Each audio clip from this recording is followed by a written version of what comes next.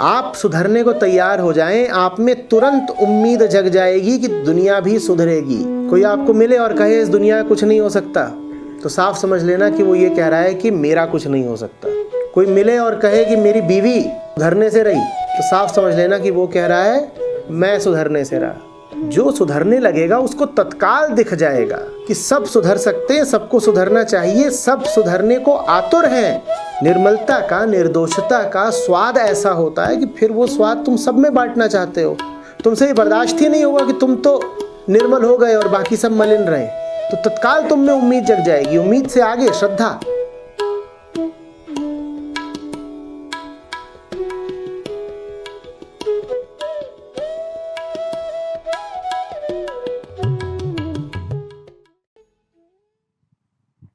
प्रणाम आचार्य जी।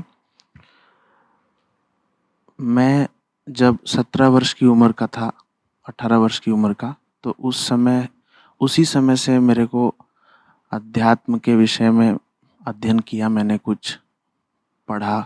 फिर एक संस्था में मैंने 10 साल अपने वहाँ बिताए और कई तरह के उपनिषद जैसे मांडूक्य उपनिषद और अष्टावक्र गीता के कुछ श्लोक और श्री योग वशिष्ठ महारामायण आदि ग्रंथों का भी अध्ययन किया मैंने। श्रीमद् भगवत गीता का भी अध्ययन किया और जितना हो सका ध्यान साधना जो हो सकी, जो समझ में आई, और कुछ अच्छे संतों से भी मिला, तो जो कुछ बन पड़ा मैंने किया। सब कुछ ठीक था, लेकिन मेरे जीवन में बस विघ्न यही था कि जब सब कुछ जानते ही हैं, सब जान रहे हैं कि तत्व ज्ञान क्या होता है, मैं कौन हूँ, और ध्यान में बैठने के बाद पूरी शांति भी मिलती थी, कोई प्रश्न भी नहीं होते थे, संशय भी नहीं होते थे। फिर मैं वापस घर आ गया और मैंने व्यापार शुरू किया। शादी हो गई, बच्ची है अभी 3 साल की। अब मैंने अचानक आपका वीडियो देखा तो मुझे ऐसा लगा कि कहीं कुछ छूट रहा है मेरे जीवन में। तो मैं समझ नहीं पा रहा हूँ कि मेरे जीवन में छूट क्या रहा है। मैं कई बार मन में ऐसा सोचता हूँ कि मैं चाहूँ तो सारे भोगों को छोड़ दूँ अभी के अभी, लेकिन भोगता भी हूँ।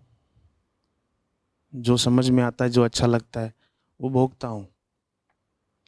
और तत्व ज्ञान में रुचि पूरी है, अध्यात्म में रुचि पूरी है।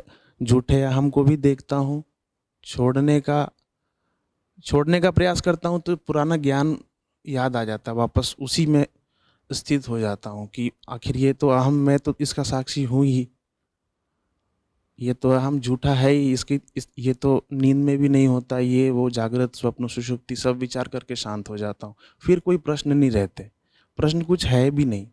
लेकिन क्या मैं जो जीवन में जी रहा हूँ, मैं ये भी चाहता हूँ कि मैं मेरी जो कुछ थोड़ी बहुत योग्यता होगी, भगवान ने दी होगी, तो वो मैं लगाऊं सबके लिए, सबको लाभ हो, हर तरह का लाभ हो।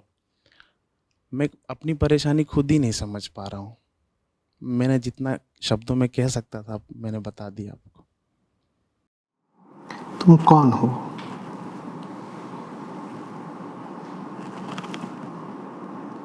शब्दों में मैं नहीं बता सकता मैं कौन। जो ये बातचीत कर रहा है, सारे शब्दों को कह रहा है, वो कौन है?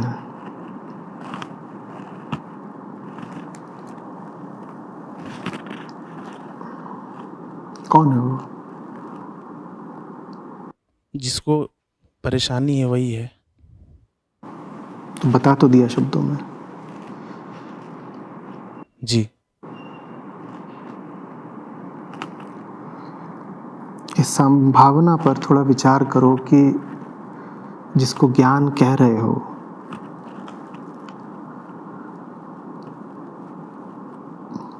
वो पूरा है नहीं, और जितना है उतना भी सैद्धांतिक ज्यादा है, जीवन से कटा हुआ है।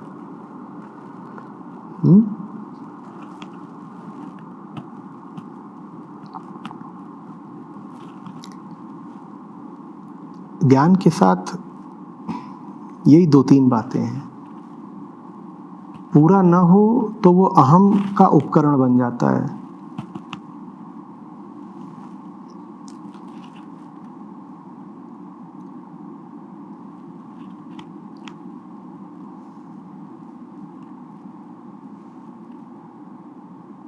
और सिद्धांत ज्ञान बन सके ये आवश्यक नहीं होता। अब अगर ठीक सुना मैंने तो तुमने कुछ ऐसा कहा कि सोते समय अहम नहीं रहता है, कुछ ऐसा कहा था क्या? ये बात तो कोई शास्त्र नहीं कहता, ये बात तो न वेदांत ने कही न शंकराचार्य ने कही। सोते समय जो अहम जागृत में है वो नहीं होता, अहम तो होता ही है, अहम तो होता ही है। और जागृति में भी जो अहम है वो एक सा तो होता नहीं, वो भी अपने रूप रंग बदलता रहता है। चेतना की मोटे तौर पर 3 अवस्थाएं होती हैं, वास्तव में तो 3 लाख होती हैं। जब तुम सो रहे होते हो तो तुम कहते हो वो अहम की एक विशिष्ट अवस्था है। सोते समय तुम कह देते हो कि तुम्हारा नाम है तेजस। पर सोते समय भी एक सपना आए तो उसमें तुम्हारा एक किरदार हो जाता है, दूसरा सपना आए उसमें तुम्हारा दूसरा किरदार हो जाता है। अहम बदल गया कि नहीं बदल गया? और जागृति की तो बात ही क्या कहनी, उसमें तो लगातार अहम बदल ही रहा है। कभी तुम कह देते हो मैं अच्छा हूँ, कभी तुम कह देते हो मैं बहुत बुरा हूँ, कभी तुम्हें स्वयं पर गर्व हो जाता है, कभी ग्लानि हो जाती है, कभी बाप बन जाते हो, कभी बेटे बन जाते हो। अहम लगातार बदल रहा है कि नहीं?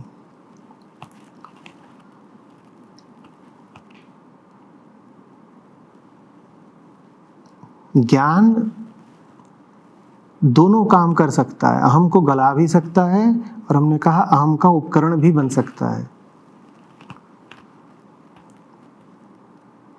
बहुत सटीक होना चाहिए। इतना ही नहीं कि आधा अधूरा ज्ञान खतरनाक होता है। ज्ञान अगर 99.9% भी शुद्ध है तो भी विष समान हो गया।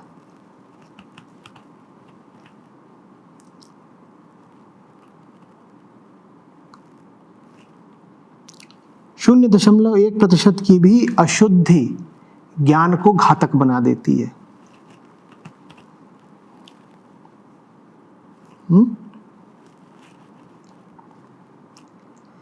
ज्ञान वास्तव में हो तो किसी तरह की कोई बेचैनी जीवन में बचेगी नहीं।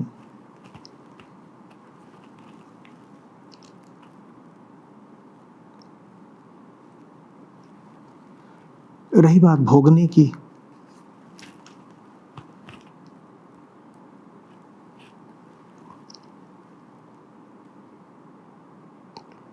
एक तरफ तो कहोगे मैं कौन हूं, मैं आत्मा हूं, आत्मा न करता है न भोगता है। दूसरी तरफ ये भी कह रहे हो कि मैं भोग भी लेता हूं, भोगी भी हो जाता हूं। तो तुम हो कौन फिर?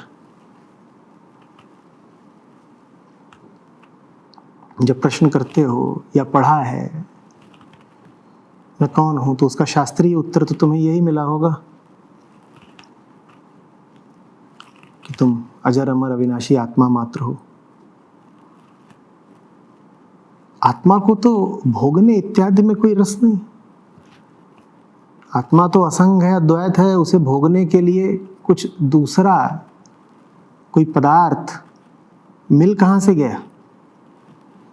और आत्मा तो पूर्ण है, जो पूर्ण है वो क्या भोगेगा?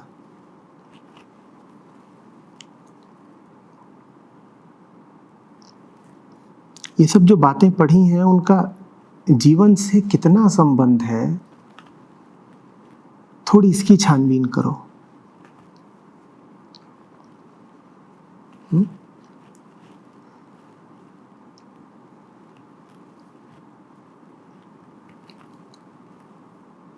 प्रकृति का खेल है ये। शरीर है, शरीर अपने कार्यों में रत रहता है।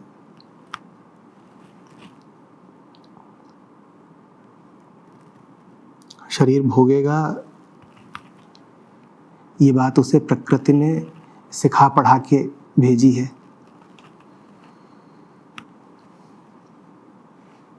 जिस क्षण शरीर नहीं भोगेगा उसी क्षण मृत हो जाएगा। ये जो तुम सांस ले रहे हो ये क्या है? ये वायु का भोग नहीं है क्या? वायु में जो सब पदार्थ, जो सब अणु तुम्हारे फेफड़ों में जाते हैं वो सब के सब बाहर नहीं आते।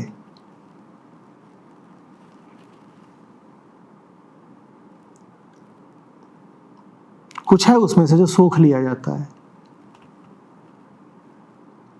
और कुछ अतिरिक्त है जो उच्छ्वास में जुड़ जाता है।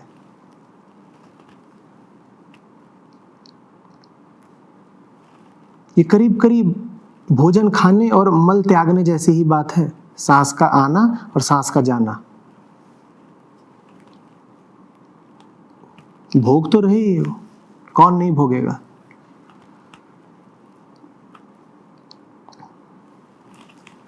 बात भोगने की नहीं है, बात इस विषय में भ्रमित रहने की है कि भोक्ता कौन है। नहीं जानोगे भोक्ता कौन है तो खुद ही भोक्ता बन बैठोगे, खुद ही भोक्ता बन बैठोगे, खुद ही भोगे जाओगे। भोगने से जो आशा कर रहे हो वो पूरी होगी नहीं तो बेचैनी बनी रहेगी। भोग में नहीं समस्या, भोग के माध्यम से जो चाह रहे हो उसमें है समस्या। और भोग के माध्यम से जो चाह रहे हो वो चाह इसलिए रहे हो क्योंकि अपनी पहचान जानते नहीं।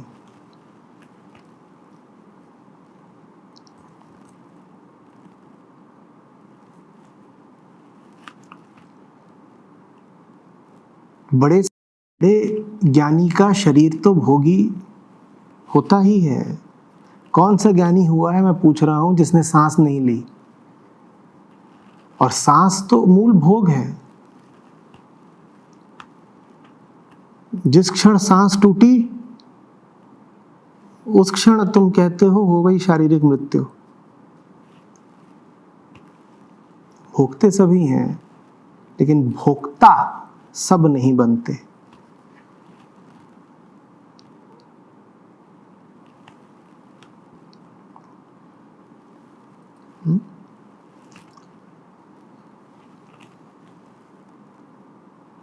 भोगी भोग की ओर जिस इच्छा और आशा से जाता है वो पूरी होगी नहीं।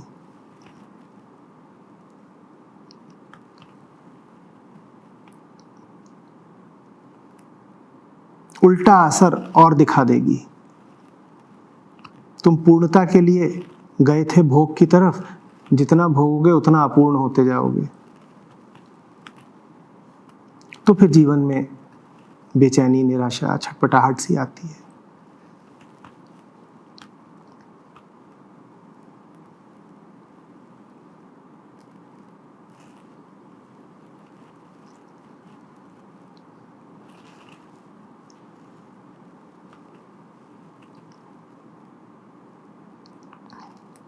गणित की किताब में जो कुछ लिखा होता है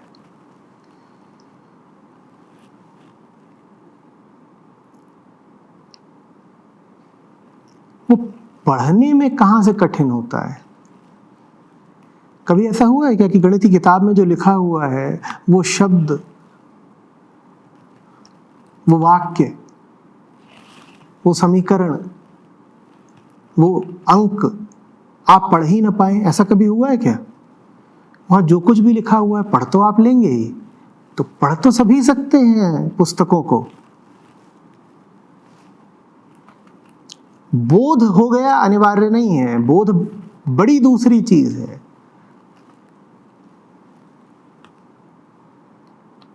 आपने गणित की पुस्तक पढ़ ली, अब प्रमाण क्या है समझ का?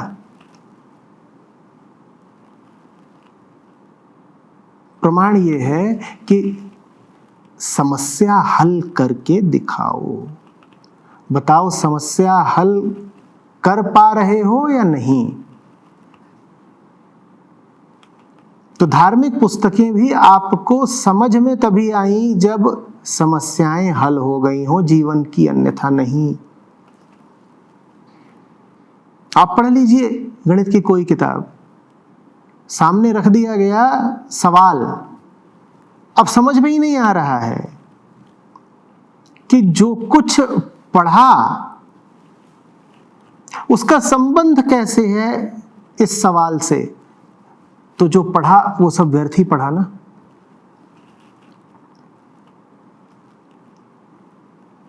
हमारी जिंदगी की जो व्यावहारिक वास्तविक समस्याएं होती हैं, क्या उनका समाधान कर पा रहा है हमारा ज्ञान?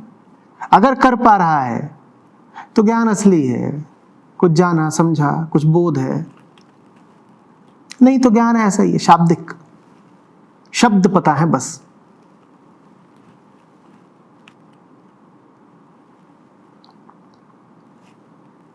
और उसमें भी बहुत श्रेणियां होती हैं। जिसको थोड़ी सी बात समझ में आई होती है वो आसान सवाल हल कर लेता है, जिसको बात थोड़ी और गहराई से समझ में आई होती है वो थोड़ा और कठिन सवाल हल कर लेता है। और सवालों की श्रेणियों पर श्रेणियां होती हैं।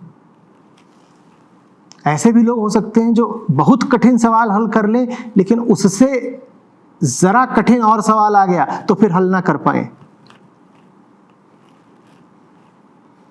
यही बात बोध की गहराई की है। इसीलिए शास्त्रों का नियमित रूप से अभ्यास किया जाता है, शास्त्राभ्यास कहते हैं। उसका कभी अंत नहीं आता, क्योंकि सवालों की कठिनाई का भी कोई अंतिम छोर नहीं होता। कठिन से कठिन सवाल से भी एक और कठिन सवाल बनाया जा सकता है। और इसी तरह से कितना भी आपने शास्त्राभ्यास कर लिया हो, अभी और भी किया जा सकता है। और जब और आप शास्त्रों में गहरे उतरेंगे तो आपकी समझ और पैनी ही होगी।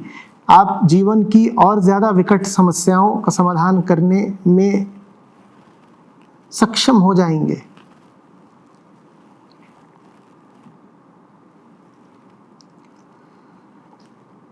पर हमारी हालत ऐसी है कि उसमें लिखा हुआ है कुछ, हमने पढ़ लिया, हमने कहा ठीक है, बात तो समझ में आ गई।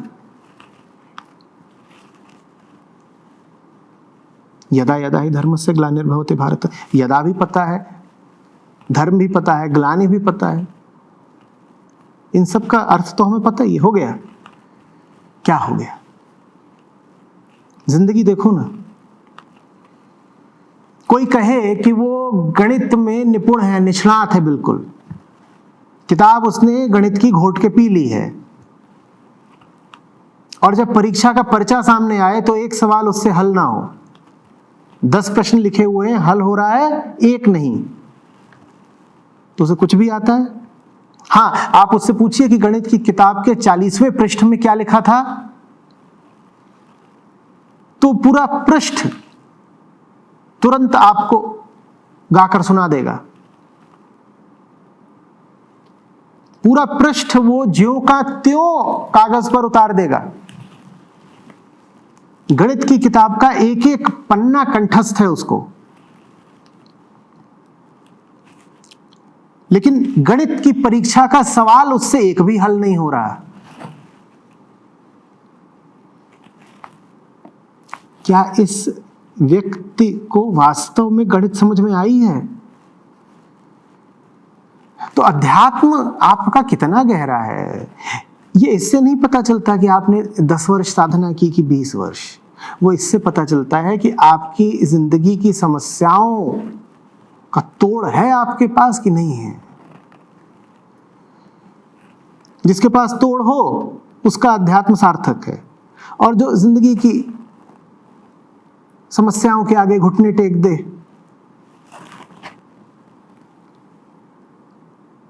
मुद्दे का कुछ और छोर ही ना समझ पाए, उलझ कर रह जाए, समझ लीजिए कि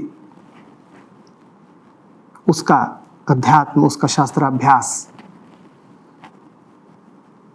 अभी बहुत बाकी है।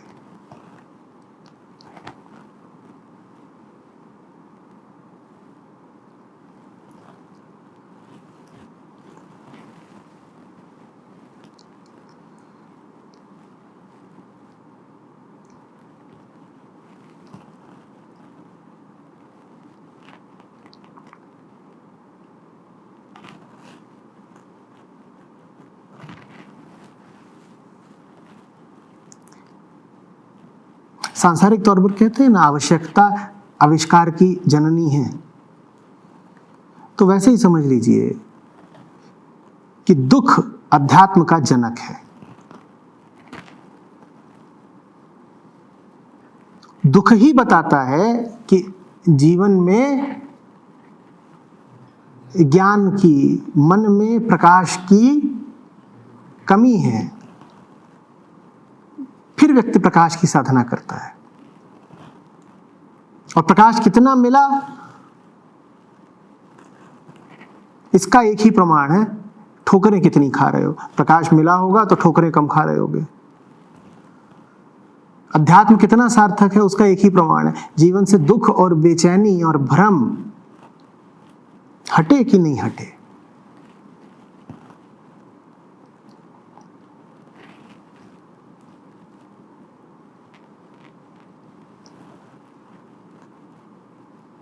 बाकी सब तो बातें हैं, वागजाल, ये बात वो बात, घर की बात उधर की बात।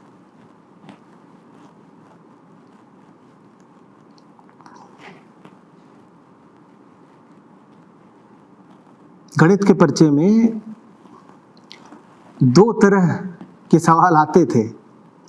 एक तो आता था कि फलाना प्रमेय है, थ्योरम, उसका प्रमाण लिख दो।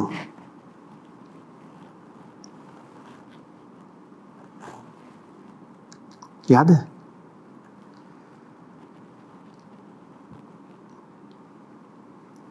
अरे 10वीं तक तो गणित सबके पास थी।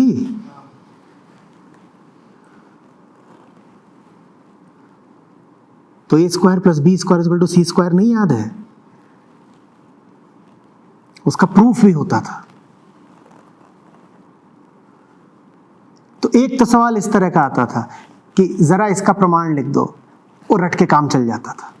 वो जो प्रमाण है वो किताब में लिखा हुआ है, तुमने भी रट लिया,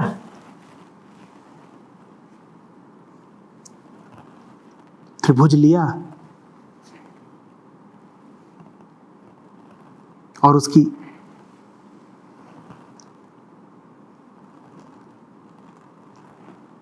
तीनों शाखाओं पर एक एक स्क्वायर खड़ा कर दिया और दिखा दिया कि इसका क्षेत्रफल उन दोनों के क्षेत्रफल के बराबर है। लो, हो गया। कुछ नहीं करना है, जो वहां लिखा है वही रट। और दूसरे तरह के सवाल आते थे जहां व्यवहारिक उपयोग करके दिखाना होता था, एप्लीकेशन।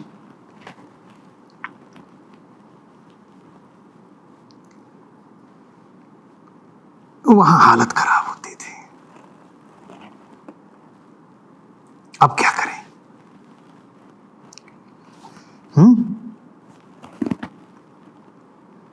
हवाई जहाज इतनी गति से उड़ रहा है, नीचे उसे टैंक पर निशाना साधना है, और टैंक इतनी गति से आगे बढ़ रहा है, और फिलहाल टैंक की अपेक्षा हवाई जहाज 45 डिग्री के कोण पर है।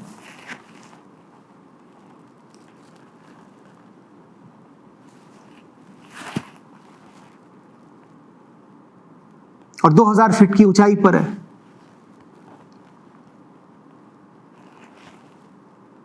और जो मिसाइल डालता है टैंक, वो जाती है 1000 मील प्रति घंटे की रफ्तार से।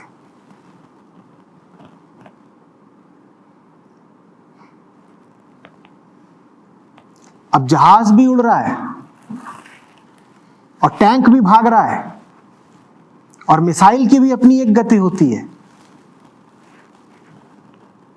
तो बताओ कि मिसाइल कितने कोण पर छोड़ी जाए कि जाकर के टैंक को लगे। और कुल आपको उपयोग करना है उन्हीं सब सिद्धांतों का जो आप किताब में पढ़ाए हो। चलो कर लो।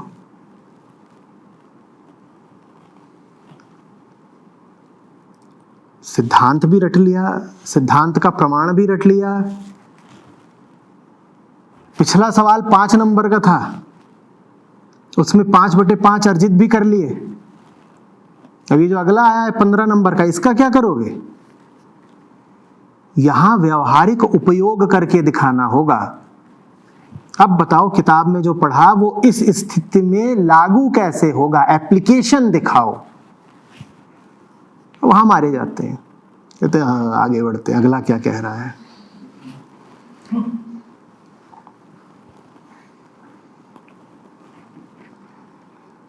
अब जिंदगी को देखो, जिंदगी तुमसे कभी ये नहीं कहती कि फलाने थ्योरम का प्रमाण बताना। भाई जिंदगी तो समस्याएं सामने रखती है और कहती है समस्या हल कर सकते हो तो कर लो।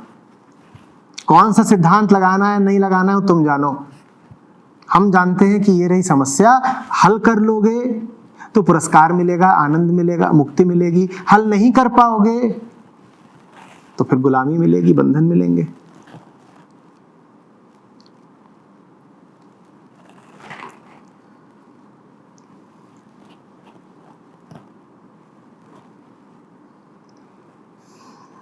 बताओ भाई, कितने कोण पर मिसाइल मारे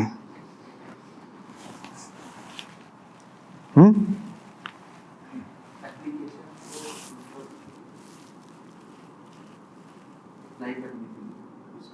जीवन में लाने के लिए, समस्याओं को हल करने के लिए 2 चीज़ें समझ में आती हैं। एक तो बुद्धिमत्ता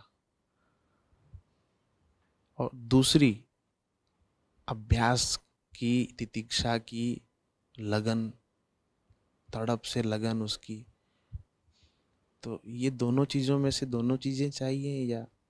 सबसे पहले तो ये देखना होता है कि जो बात शास्त्रों में कही जा रही है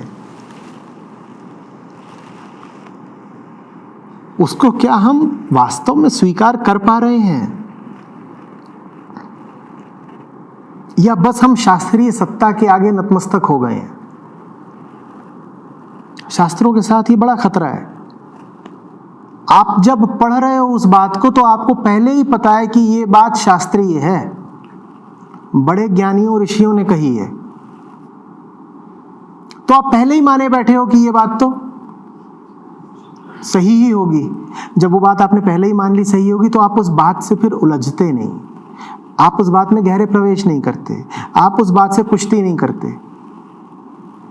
आपका झूठ ऋषियों के वक्तव्य के सच से टकराता ही नहीं। क्यों नहीं टकराता? क्योंकि उसे पहले ही बता दिया गया है कि जो सामने सच है बहुत बड़ा सच है। आपको बता दिया जाए कि आपके सामने बहुत बड़ा पहलवान है, आप उससे टकराओगे? आपको अगर पहले ही पता हो कि आपके सामने जो खड़ा है वो बड़ा धुरंधर पहलवान है, आप उससे टकराओगे ही नहीं ना। जब आप उससे टकराओगे ही नहीं तो आप बच जाओगे। वैसे ही हमारे झूठ को जब बता दिया जाता है कि ये उपनिषद है भाई, उसमें भी ये प्रमुख उपनिषदों में से है, केन है, कठ है, छांदोग्य है, मांडूक्य है, तो हमें पहले ही बता दिया गया कि सामने जो बात है वो बड़ी पहलवानी की है। तो हमारा अहंकार क्या करता है? वो उस बात से टकराता ही नहीं। जब टकराता ही नहीं तो बच जाता है। आप देख रहे हैं अहंकार के कुटिल तरीके। जब वो जान जाता है कि सामने बहुत बड़ा सत्य है तो उसे टकराएगा ही नहीं, क्योंकि टकराता तो मारा जाता। वो टकराएगा ही नहीं। वो कहेगा अरे आप तो बहुत बड़े, हमने आपकी शरण स्वीकार की, हम आपके आगे झुक गए, और ये कह करके वो चुपचाप निकल जाएगा और बच जाएगा।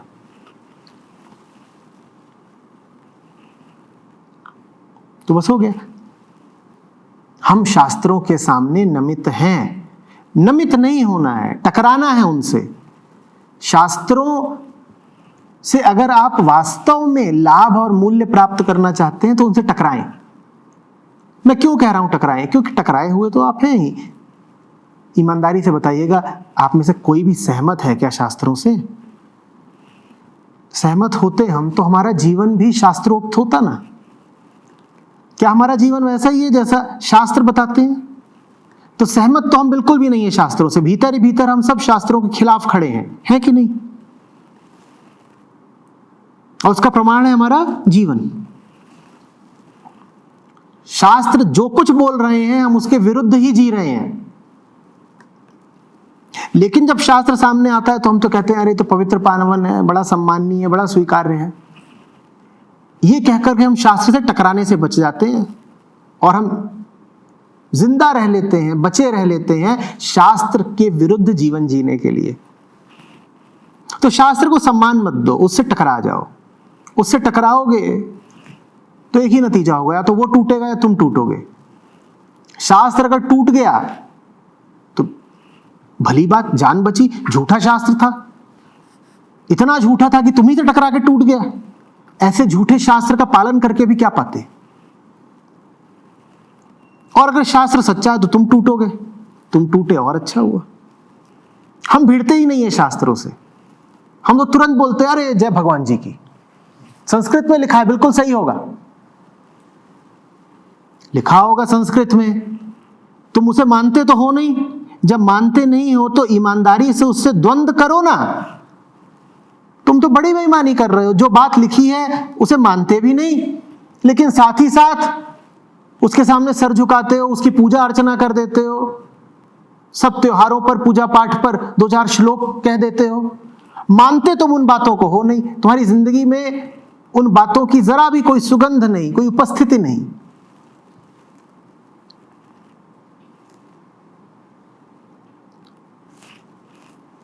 जब जैसे मेरी जो बातें हैं वो आपको स्वीकार बिल्कुल ना हो, जीवन में बिल्कुल दिखाई ना देती हो, यहां तक कि मैंने जो निर्देश दिए हों उनका भी आप खुलेआम उल्लंघन करते हो, लेकिन गुरुदेव अंदर आए तो अरे श्री गुरुवे नमः, ये क्या चल रहा है? इससे अच्छा तो टकरा ही लो ना। पर टकराएंगे भी नहीं, सवाल भी नहीं पूछेंगे। इतने लोग बैठे हैं, ले दे के 4 लोगों ने प्रश्न पूछे, बाकी लोगों के पास आपको क्या लगता है प्रश्न नहीं है? प्रश्न है, पर उन्हें पता है कि प्रश्न अगर जाहिर कर दिए तो आज कुछ तो टूटेगा। कुछ ना टूटे इसके लिए जरूरी है कि द्वंद्व हो ही ना, सवाल प्रकट ही ना किया जाए। प्रश्न आप अगर अपने रख दें मेरे सामने तो या तो ये प्रकट हो जाएगा कि मैं अक्षम हूं आपके प्रश्नों के उत्तर देने में, समाधान देने में, या तो यही बात स्पष्ट हो जाएगी कि आपकी समस्याएं यहां आती हैं और मेरे पास उनका कोई उत्तर होता नहीं, या फिर मेरे सामने आएंगी, दिख जाएगा कि समस्याएं तोड़ी जा सकती हैं और उनकी जो तोड़ है, जो काट है, वो मैं बता भी दूंगा। एक बार बता दी तो फिर उसका पालन भी करना पड़ेगा। एक बार बता दी तो ये भी स्पष्ट हो जाएगा कि बात अगर इतनी आसान थी, काट और तोड़ अगर इतने ही प्रत्यक्ष थे, तो अभी तक जीवन में उनको उतारा क्यों नहीं? पूरा फरेब खुल जाएगा। तो इसलिए अच्छा ही है कि कोई बात ही मत पूछो। बोलो अरे बड़े पहलवान हैं, इनसे कौन कुश्ती करेगा? सामने ही मत पड़ो। आप लोग तो फिर भी साहसी हैं, यहां आकर बैठ गए। यहां लाखों नहीं तो हजारों हैं जो कहते हैं YouTube ठीक है, हमारी सारी समस्याओं का समाधान वही हो जाता है, हम वीडियो देख लेते हैं, हमारा काम हो जाता है। सामने आना खतरनाक है।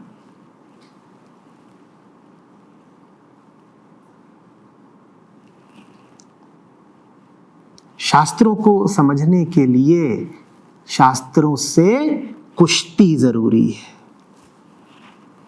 गुरु से भी लाभ पाने के लिए गुरु के निकट आकर उससे उलझना जरूरी है। गुरु से उलझोगे नहीं तो तुम्हें यह दंभ ही बना रहेगा कि तो गुरु मान करके हम इनकी इज्जत रख लेते हैं, वो तो दाढ़ी वाड़ी इनकी जरा सफेद हो रही है, उम्र ज्यादा है, दूसरे गुरु की पदवी पर बैठे हुए हैं, तो हम इनकी जरा इज्जत सम्मान रख लेते हैं। किसी दिन अगर हम अपने पर आ गए तो फिर ये बचेंगे नहीं। मैं तो कहता हूं तुम अपने पर आ जाओ, और वो अपने पर आना बहुत जरूरी है, नहीं तो तुम्हें ये गुमान, ये दंभ बना ही रह जाएगा कि तुम में बड़ी सच्चाई है, बड़ी ताकत है।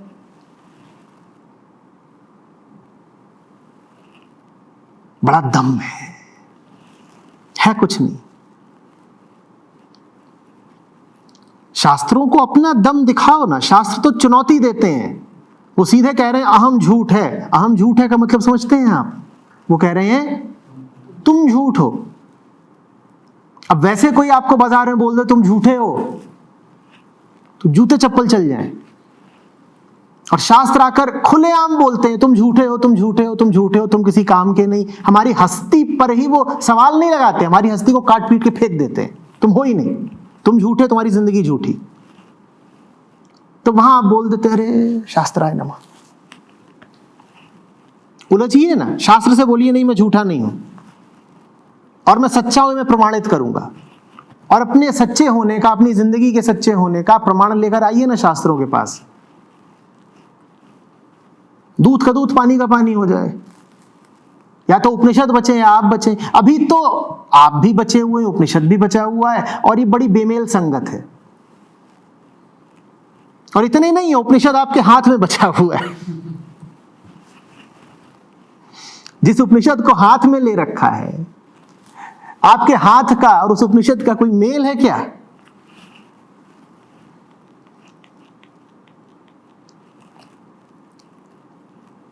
चुनौती दीजिए, शास्त्र को चुनौती दें, गुरु को चुनौती दें,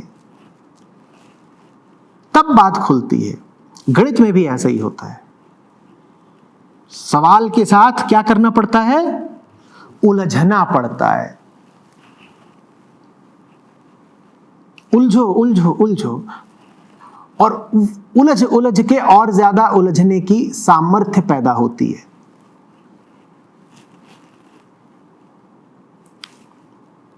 जो सूत्र आपको गणित ने दिया है, जो सिद्धांत दिया है, जो प्रमेय, जो थ्योरम दिया है, उसका सहारा लेकर के आप क्या करते हैं? आप समस्या से भिड़ जाते हैं, उलझ जाते हैं। भिड़िए और कहिए कि उपनिषद जो बात कह रहे हैं अगर वो सच्ची होगी तो मैं जिंदगी में जीत के दिखाऊंगा। उपनिषदों के कहे पर चलूंगा और अगर उनकी बात सही है तो मैं जिंदगी में जीतूंगा। और उनके कहे पर चलकर भी अगर मैं जिंदगी में हारता हूं तो उपनिषद ही झूठे। उसके बाद मैं ना उपनिषद का नाम लूंगा ना वेद वेदांत का। खत्म बात।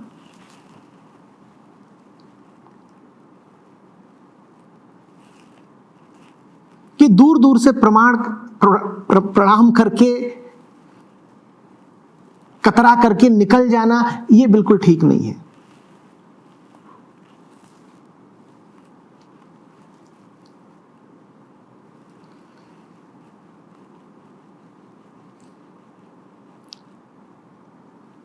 बहुत सारा ज्ञान चाहिए नहीं।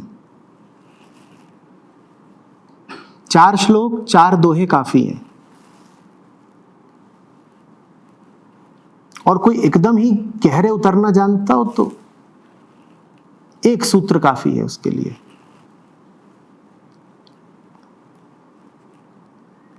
उसका उपयोग होना चाहिए। निरंतर अपने आप से पूछना होगा, अभी अभी मैं जैसा हूं और जैसा सोच रहा हूं और जैसा कर रहा हूं, क्या ये बात उस सूत्र से मेल खाती है? और सूत्र जो बात कहता है वो बहुत दूर तक जाती है। सूत्र छोटा होता है,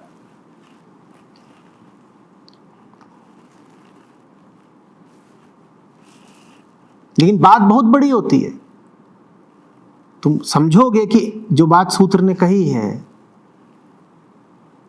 उसकी उपादेयता कितनी है तो हैरान रह जाओगे। एक सूत्र में संसार की हर समस्या की काट छुपी होती है।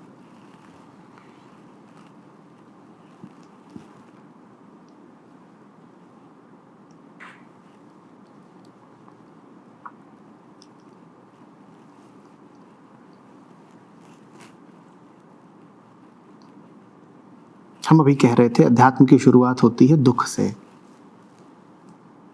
रुचि होनी चाहिए दुख से मुक्ति में। रुझान होना चाहिए जरा आनंद की तरफ। उदास और गमगीन जीने की आदत नहीं होनी चाहिए।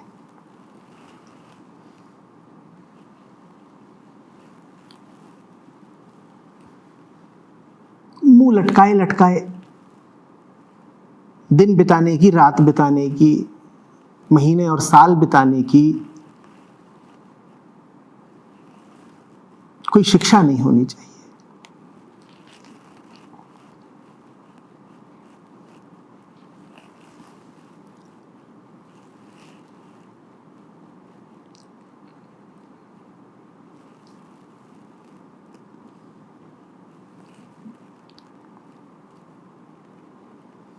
एक बेहोश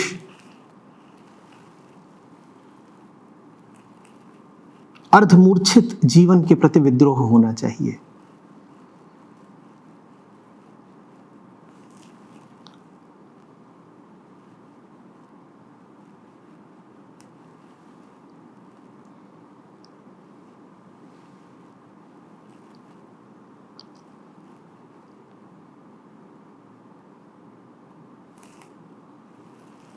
बेचैनी के साथ कोई अनुबंध नहीं होना चाहिए।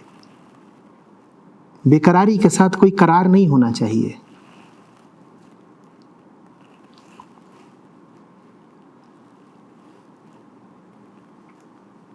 फिर आदमी शक्ति मांगता है, ज्ञान मांगता है, तरीके मांगता है। कहता है अगर फंसे हुए हैं तो छूटने की ताकत और तरीके बताओ। फिर आदमी शास्त्रों और गुरुओं के पास जाता है। फिर आदमी अपने भीतर जाता है।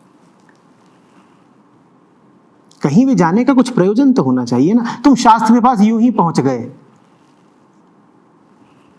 कि ये तो अच्छी बात है, पहुंचना चाहिए, तो शास्त्र तुम्हारे किसी काम का नहीं। शास्त्र तुम्हारे काम का तभी है जब तुम उसके पास जलते हुए, छटपटाते हुए पहुंचो।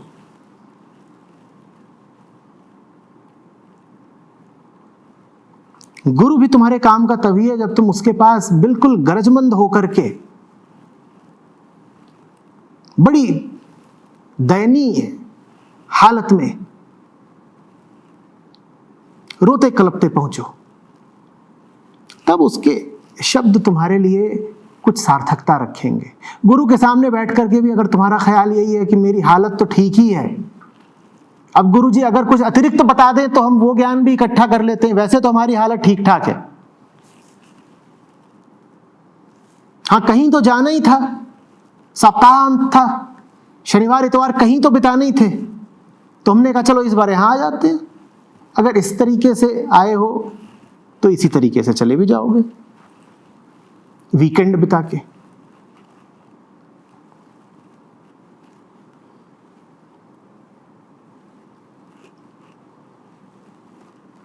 शास्त्र अध्ययन में इसलिए चूक हो जाती है।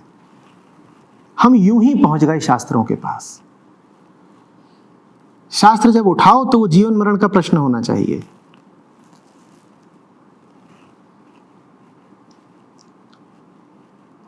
जल्दी से रजामंदी नहीं दे देते जो बात किताबें कह रही हैं। और ये मैं कोई एटीट्यूड या रुख नहीं समझा रहा हूं, मैं यथार्थ की बात कर रहा हूं। तुम जल्दी से रजामंदी दे सकते ही कैसे हो, बताओ ना। जब जो बात लिखी है वो तुम्हारी अपनी धारणाओं और मान्यताओं से मेल खाती नहीं, तो तुमने कैसे कह दिया हां और पन्ना कैसे पलट दिया?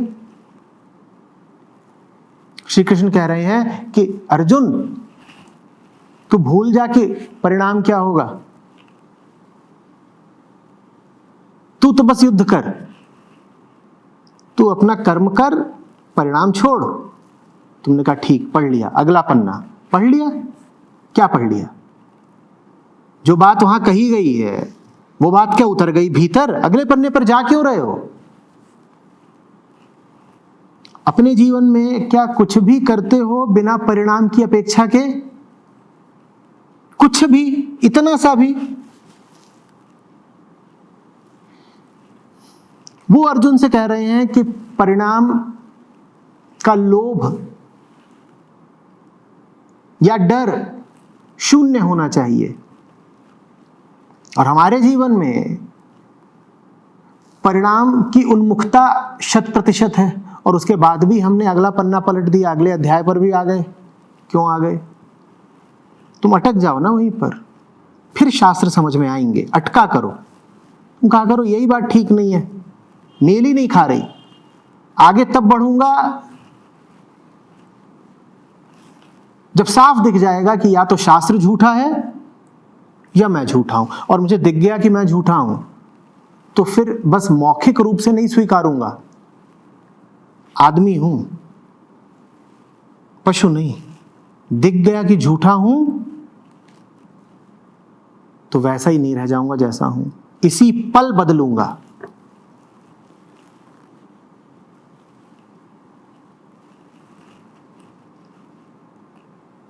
तब शास्त्र काम आएंगे, नहीं तो शास्त्र पढ़ते जाओ, पढ़ते जाओ।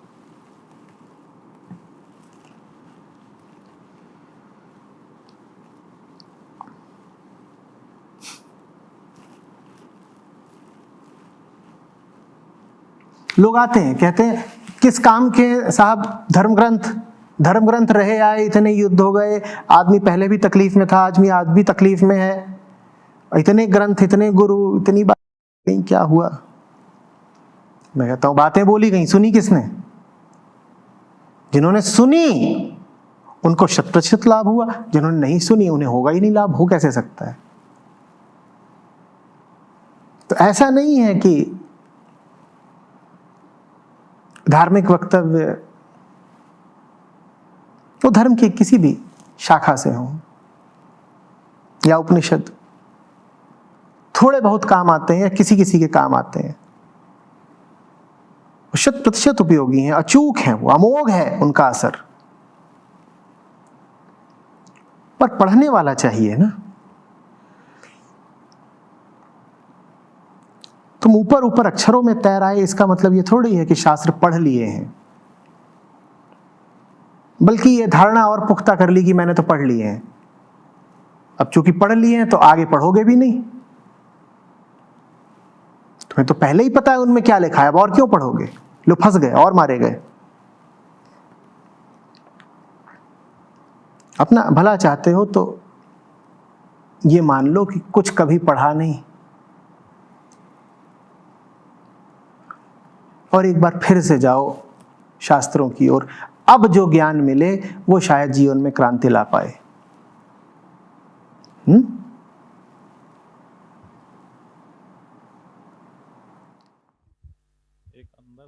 आचार्य जी, बेचैनी तो है ही, वो तो पता है। पहले वो विषयों में खोजती थी, अब शास्त्रों में जैसे जो भी समय मिलता है कि लगता है बस वही कर लो। नौकरी में भी वहाँ से निकल लो, ऑफिस से, उसी में पढ़ो।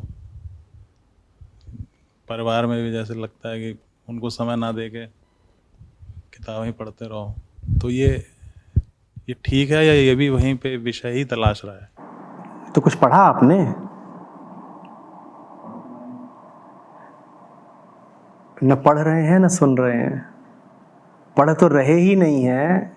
आज जो पहली ही बात कही थी वो भी सुनी भी नहीं।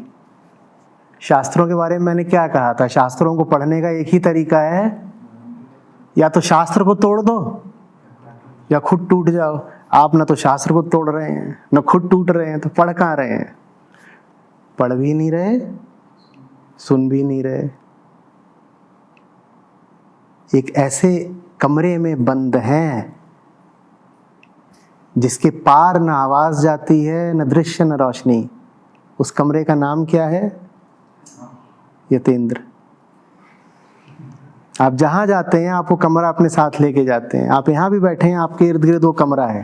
मेरी आवाज आप तक पहुंच ही नहीं रही, सुन ही नहीं रहे आप मैं क्या कह रहा हूं। शास्त्रों से मल्ल करा, आपकी जिंदगी वैसी तो नहीं है जैसी शास्त्रों ने सुझाई। तो शास्त्रों को गलत साबित करिए ना।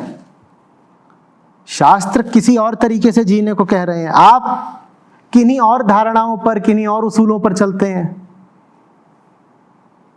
तो फिर आप शास्त्र पढ़ कैसे ले रहे हैं? उसकी तो बात ही आपसे मेल नहीं खाती। या तो साबित कर दीजिए कि शास्त्र झूठा है, या खुद बदल जाइए। दोनों में से कोई बात नहीं हो रही, तो पढ़ कहां रहे हैं?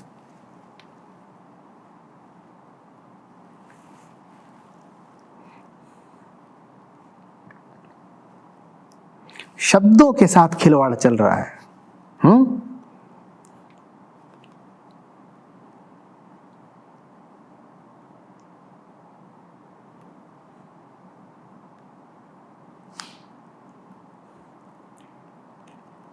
अटक जाया करिए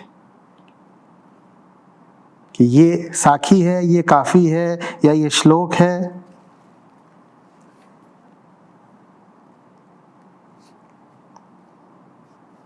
या तो इसे पूरा उतार लूंगा या इसके आगे बढ़ूंगा नहीं।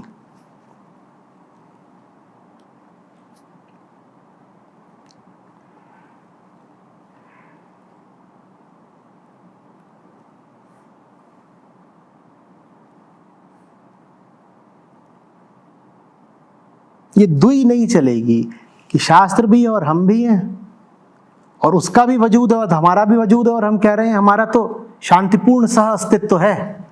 शास्त्र देखिए अपनी बात करता है, हम अपनी बात करते हैं।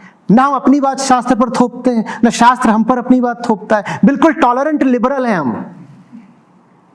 शास्त्र अपनी बात करें, हम अपनी बात करेंगे। We agree not to agree.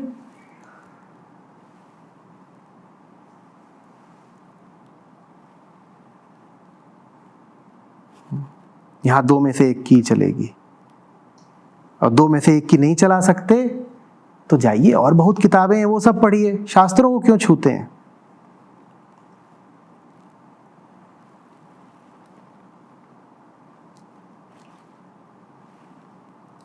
Surrender ऐसे ही नहीं आ जाता। सरेंडर तब आता है जब दिखाई पड़ता है कि सामने वाला बहुत मारेगा, बहुत बड़ा है।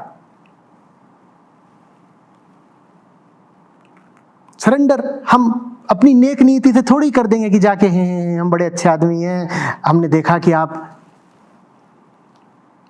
इतने महान हैं तो हम अपने पांव चल करके अपनी मर्जी से आए हैं सरेंडर करने। सरेंडर तब होता है अब सर अंदर हो जाता है। पटपटा पटपटा पट इतने पड़े। अंदर तो तब होगा ना जब आप पहले पंगे लें। आप लेते ही नहीं। अभी कहा जा रहा है सवाल पूछो तो हे करके मना कर रहे हैं। पंगे ही नहीं लेना चाहते। तो सरेंडर नहीं करना इरादा ही यही है कि हमारी झूठी हस्ती बनी रहे, हमारी बेईमानी बनी रहे, तो सवाल ही नहीं पूछेंगे। शास्त्र पढ़ेंगे भी तो ऊपर ऊपर से अपना पढ़ जाएंगे, हाँ ठीक है। मैं कह रहा हूं उससे पंगे लो, मल्ल युद्ध करो, तभी तो पता चलेगा ना कि बाप कौन है और बेटा कौन। फिर अपने आप समर्पण हो जाएगा।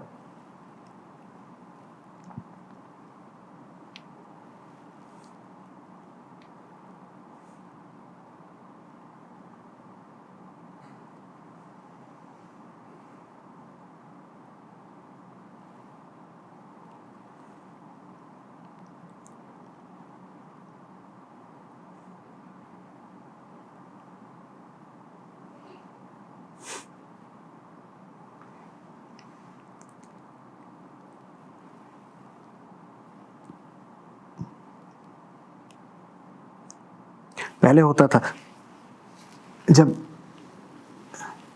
दीक्षा देता था गुरु, तो शिष्य के कान में एक छोटा सा कोई मंत्र, कोई छोटी सी बात, कोई बहुत बड़ी बात नहीं, और शिष्य का धर्म होता था कि बाकी सब भूल जाओ, ये बात याद रखो। ये इतनी सी बात अगर याद रख ली तो कायाकल्प हो जाएगा, और बहुत याद रखने की जरूरत ही नहीं है। वो उतना सा, कुछ उतना सा भी पकड़ा है क्या? इतने श्लोक पढ़ डाले होंगे, कह रहे हैं मैं किताबें बहुत पढ़ता हूं, बहुत पढ़ डाला होगा, इतना सा भी कुछ पकड़ा है क्या कि अब ये अलंघ्य है?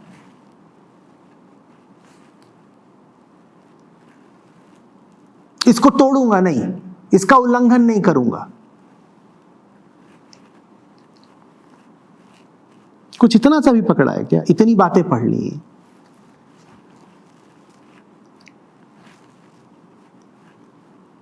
हम तो हर चीज को डिस्पोजेबल मानते हैं।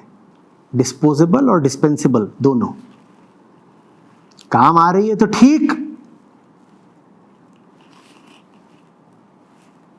श्लोकों का और सूत्रों का भी ऐसा ही है।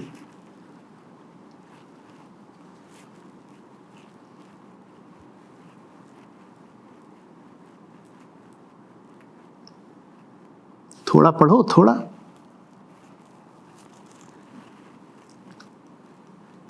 एक बात बस पकड़ लीजिए और उसको अपना जीवन बना लीजिए। कोई फिर कोताही नहीं, कोई बेईमानी नहीं, काम हो जाएगा। अच्छा जी, आपने उपनिषद से मल्लयुद्ध करने की बात कही या ग्रंथों से, उसमें कुछ चीज़ें तो सीधे कंक्लूजन के तौर पे दी होती हैं, तो उस पर कैसे आगे? तो वो तुम्हें स्वीकार है या नहीं? वो तुम्हारी जिंदगी से मेल खाता है या नहीं? नहीं खाता तो बस कह दोगे उपनिषद बेकार की चीज है। नहीं तो अपनी ज़िंदगी भी सही नहीं लगती है तो कैसे? तो दो ही तो चीजें हैं फिर, ऐसा तो है नहीं कि कोई बीच का बिंदु है। अपनी नहीं ठीक लगती तो उसकी बात मानो।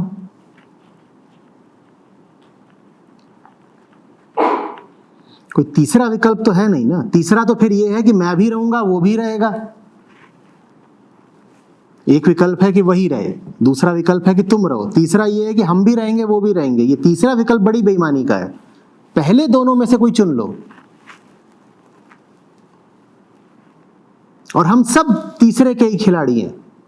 हम भी बने रहते हैं और उपनिषद भी बना रह जाता है।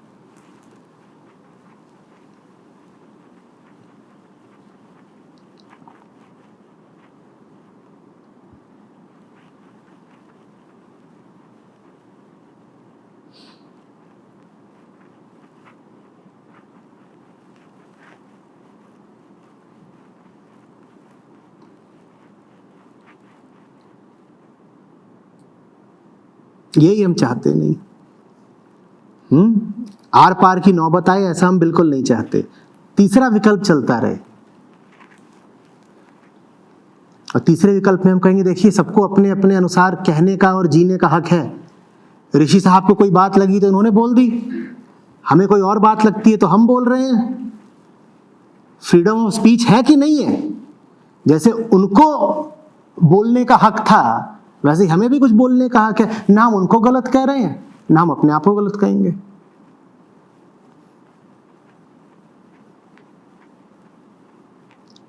It's a पॉटपूरी।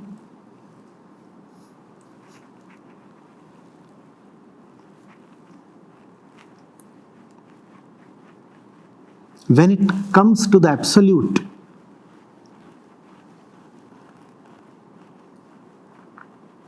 the decision has to be absolute. It cannot be mixed or relative or equivocal. दुनिया की चीजों में संतुलन बना लो, दुनिया की चीजों में समझौते कर लो, दुनिया में एकोमोडेटिव हो जाओ, बैलेंस कर लो, टॉलरेंट हो जाओ। पर जहां बात सत्य की आती है, पूर्णता की आती है, वहां किसी तरह की समझौता परस्ती, संतुलनवाद,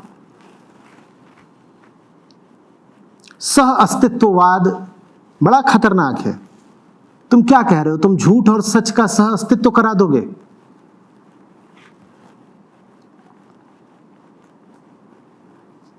तुम किस सहिष्णुता की बात कर रहे हो? तुम कह रहे हो कि हम में झूठ के प्रति सहिष्णुता होनी चाहिए। हाँ, दुनिया में सहिष्णुता रखो, दुनिया में टॉलरेंस अच्छी बात है। पर तुम कहो मैं सत्य का साधक हूं लेकिन झूठ के प्रति भी सहिष्णु हूं, टॉलरेंट हूं, तो तुम ये कर क्या रहे हो?